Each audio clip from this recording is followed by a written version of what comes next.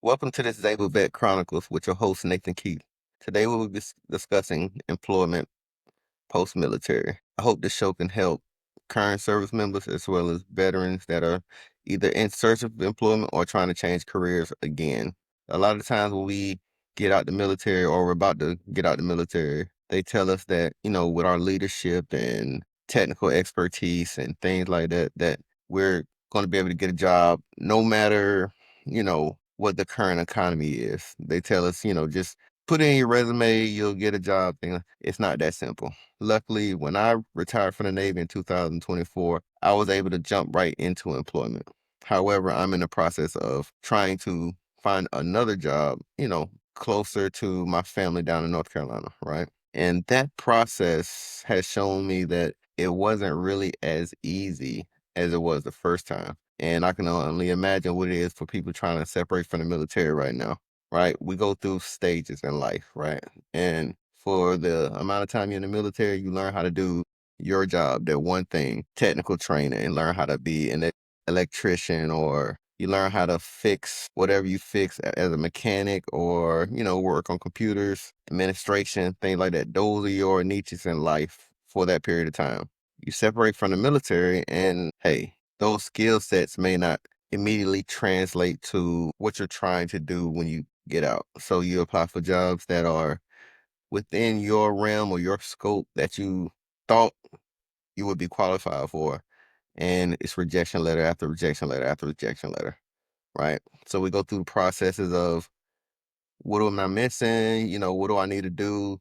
Things like that. Go to job fairs. We go to, you know, send out 1,000 resumes. It still doesn't work, right? And we go on Indeed and we go on LinkedIn. We apply for jobs, tailor our resumes to match job descriptions, things like that. And it's still not clicking. It's not that the individual service member is a bad fit for jobs. There's a couple of things that are at play here, right? We deal with the economy, right? Our jobs hiring, right? I have a good friend that told me just the other day, his company is on a 30-day freeze, right?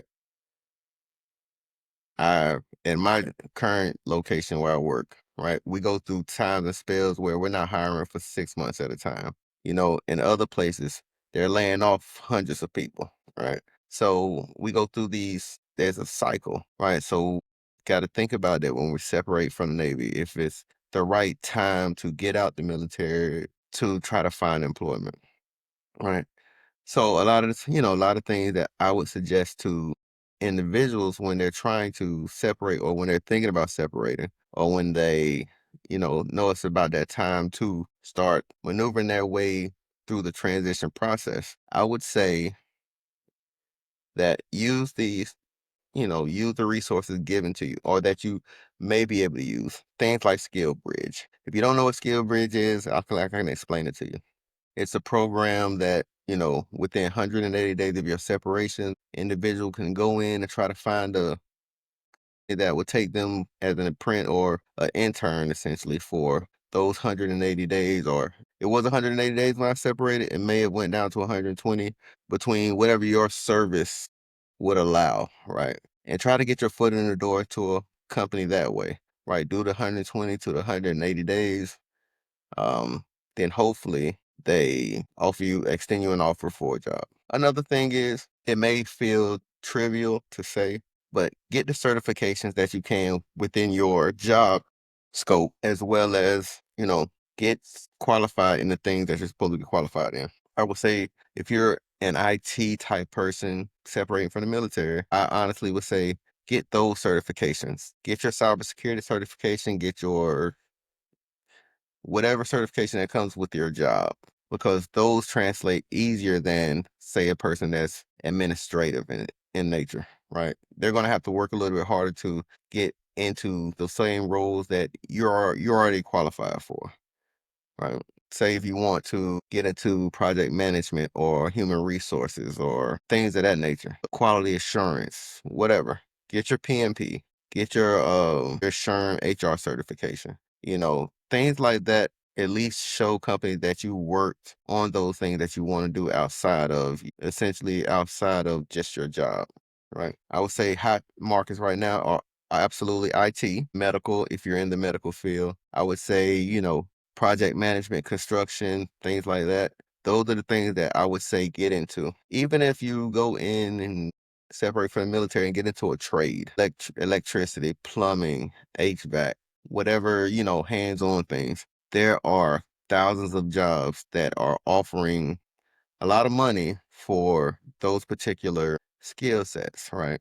So I would say if you chose to get out the Navy and say, I still want to work with my hands or things like that, go into that type stuff. They even have a SkillBridge through Home Depot that will help you along the way to get certifications within a builder certification, things like that. So I would say get into that type of thing, type of stuff, right? And don't give up. I mean, that's the biggest thing. Don't give up on your job search.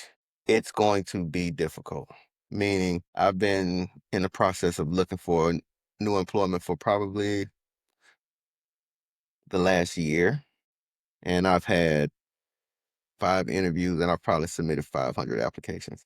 It's tough, My current, I'm a project manager, and I'm a project manager and I deal in shipbuilding. A lot of the project manager jobs in my, you know, are construction based or IT based. Oh, meaning that I would have to go into a new realm to still be able to use my project management skills.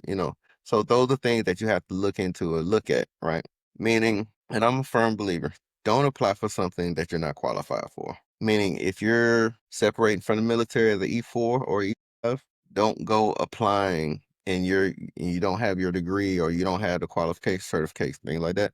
Don't go applying to be the director of whatever. Get your foot in the door and start to build your way that way, right?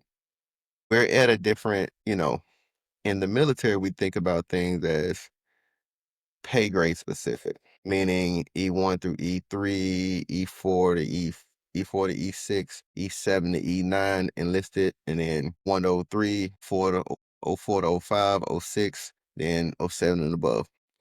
Lower, middle, senior management, upper management, things like that, right? Well, the civilian sector looks at it as lower, entry level workers, middle management, upper management, and then CEO, things like that.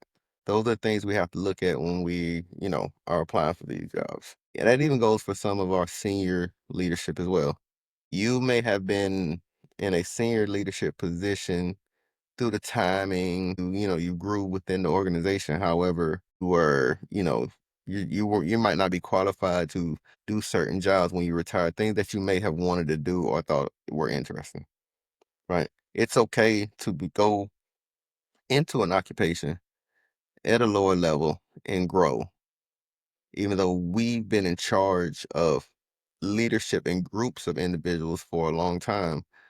Sometimes we'll go into a job and we're working for 25, 26-year-olds with no life experience. However, due to the job title, we're still working for that individual. There's things to think about. And I mean, I always say update your LinkedIn every couple months. Make sure that it's updated and accurate. Reach out to recruiters on LinkedIn and forums like that. Go to job sites like Hire Heroes, Recruit Military, things like that. They are very helpful if you just reach out to them. I've reached out to Recruit Military a long time, to the CEO of Recruit Military a long time ago, just asking them questions about the jobs and job cycling, how things work. And he reached back out to me ASAP and said, I'm gonna have my people call you and we'll go through your resume, things like that.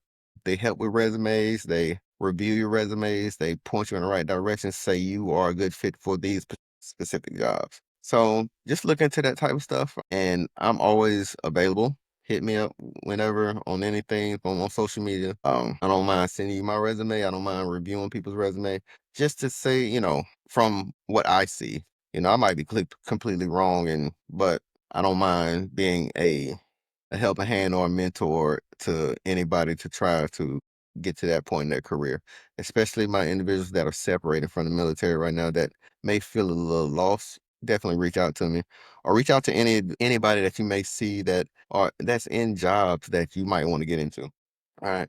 But thanks again for joining me on Disabled Vet Chronicles. Hit like, click, share, all that stuff. And, I'll be back again. Get some more information. Thank you.